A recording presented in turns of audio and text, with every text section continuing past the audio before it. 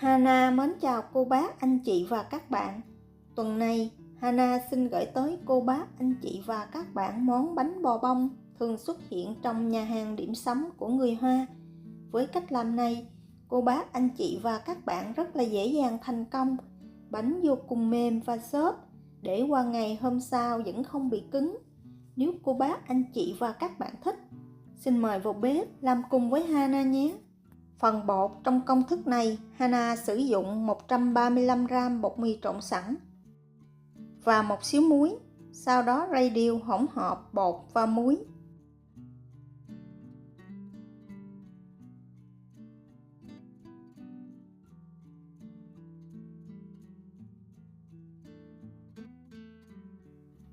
Phần đường thì Hana sử dụng 110g đường cát nâu. Men thì cô bác, anh chị và các bạn nhớ sử dụng men vàng, mình đừng sử dụng men đỏ, vì men vàng rất là thích hợp cho các loại bánh ngọt. Sau đó mình sẽ trộn đều hỗn hợp này lên. Men vàng này đa số bán với khối lượng hơi bị nhiều, nên nếu cô bác, anh chị và các bạn mua xong, mình chia nhỏ ra, cho vào tủ đông để dành dùng dần. Hana để hơn 1 năm vẫn hoạt động tốt. Trứng gà thì mình sẽ sử dụng 3 cái trứng gà, mỗi cái tính luôn cả vỏ khoảng 65g.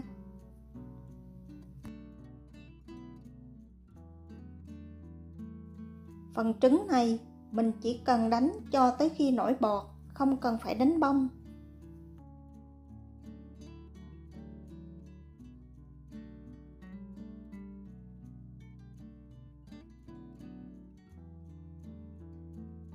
Sau khi đánh trứng xong, mình sẽ thêm vào 120g sữa bay hơi. Nếu không có, mình có thể thay bằng sữa tươi. Và 2 muỗng canh nước lá dứa. Khuấy đều lên.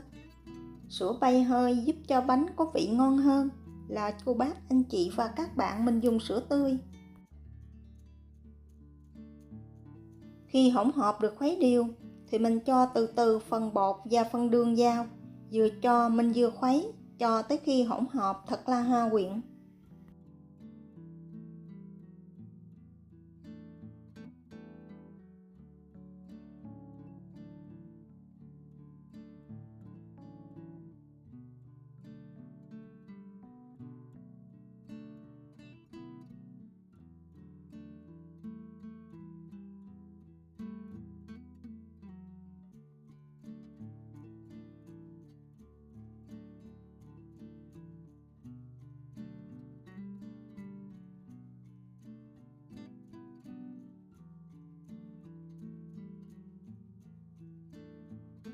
Sau đó mình sẽ dùng một cái phới dẹt để trộn bột thêm một lần nữa.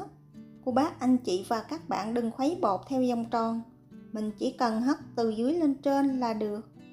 Và lọc bột qua rây cho bột được mịn, phần này bắt buộc, mình không được bỏ qua.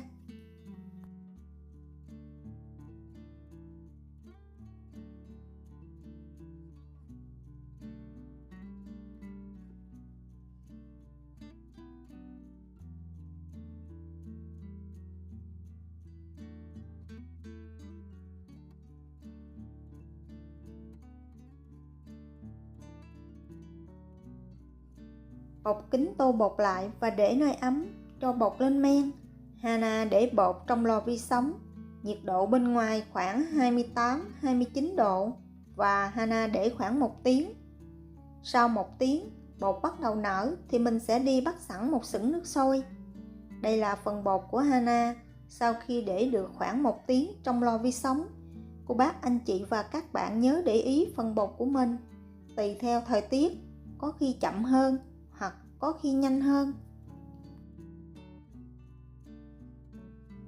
Mình sẽ múc ra ngoài khoảng 5 muỗng canh bột.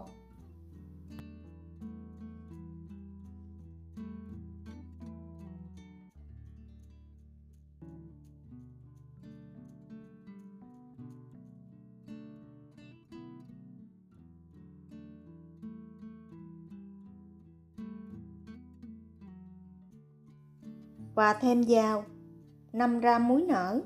Cô bác, anh chị và các bạn nhớ để ý đừng lộn giữa muối nở và bột nở. Trộn đều hỗn hợp này cho thật là hòa quyện. Sau đó mình sẽ thêm vào 38 gram bơ lạc nung chảy. Phần bơ này cô bác anh chị và các bạn nhớ để cho thật là nguội. Tiếp tục trộn cho hỗn hợp thật là hòa quyện với nhau.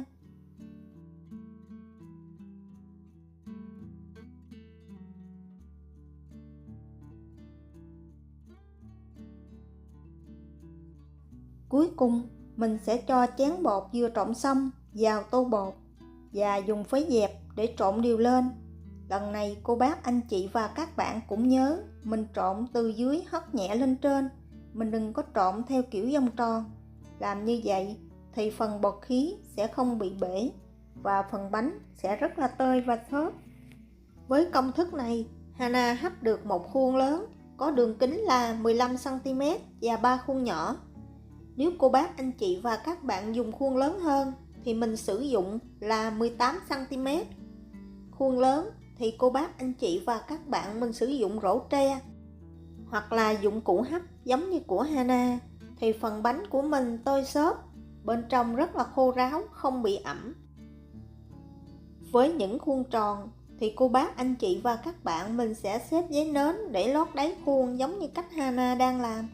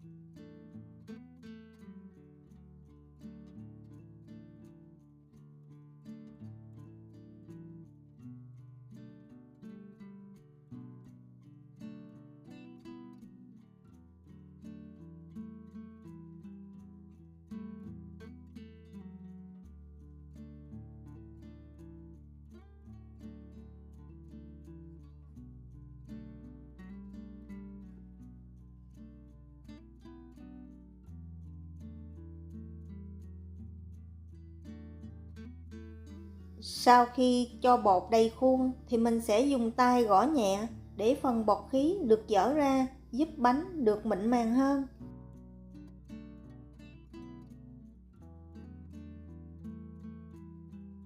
Vì khuôn nhỏ Hana sử dụng chất liệu silicon nên không cần phải chống dính. Nếu cô bác anh chị và các bạn sử dụng loại khác, mình nhớ quét dầu chống dính cho khuôn. Nếu cô bác anh chị và các bạn không có sửng tre để hấp thì mình nhớ lấy khăn bọc nắp sửng lại để tránh bị nước nhiễu vào mặt bánh. Trước khi làm, cô bác anh chị và các bạn nhớ bắt sẵn một nồi nước sôi. Khi làm xong, nước bắt đầu sôi là vừa. Mình sẽ cho khuôn bánh lên hấp ở lửa vừa khoảng 30 phút. Trong thời gian hấp, cô bác anh chị và các bạn đừng dỡ nắp ra nha. Sau 30 phút, mình sẽ dỡ nắp và lấy bánh ra ngoài. Đây là phần bánh của Hana sau khi vừa hấp xong. Đối với khuôn lớn thì sau khi hấp xong, cô bác anh chị và các bạn nhớ lấy bánh ra khỏi khuôn và loại bỏ phần giấy nến để giúp bánh được thoát hơi tốt mà không bị ứ nước bên trong.